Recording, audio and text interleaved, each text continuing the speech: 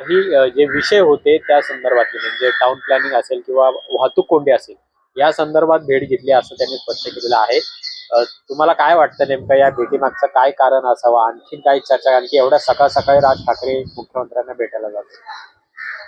मनसे प्रमुखांच्या पत्रकार परिषदेच्या आधीही माध्यमांशी बोलताना मी हे स्पष्ट केलेलं होतं की एका मुख्य प्रवाहातलं राजकारण करणाऱ्या पक्षाच्या नेत्याने राज्याच्या मुख्यमंत्र्यांना भेटणं ही फार सहज स्वाभाविक गोष्ट आहे.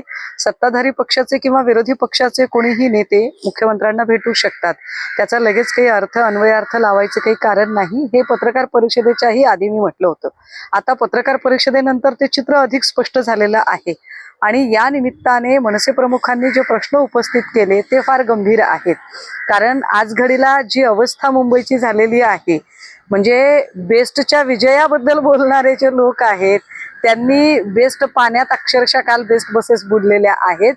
विमानतळामध्ये आता बोटी लावाव्या का इतकं पाणी त्या विमानतळावर झालेलं आहे. ही सगळी वाहतूक कोंडी, विशेषतः मनसे प्रमुखांनी जे प्रश्न उपस्थित केले की एकीकडे आपण हत्ती कबूतर या सगळ्यांमध्ये अडकून पडलेलो आहोत, पण जे मूळ वाहतूक कोंडीचे प्रश्न आहेत ते मात्र जशास तसे आहेत.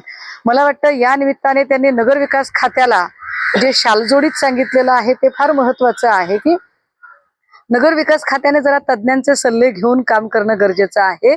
आणि इथे राज्याचं कुंपणच शेत खाते का अशी परिस्थिती मला वाटतं इथल्या सरकारला जो संदेश द्यायचा तो मनसे प्रमुखांनी अतिशय योग्य शब्दामध्ये दिलेला आहे.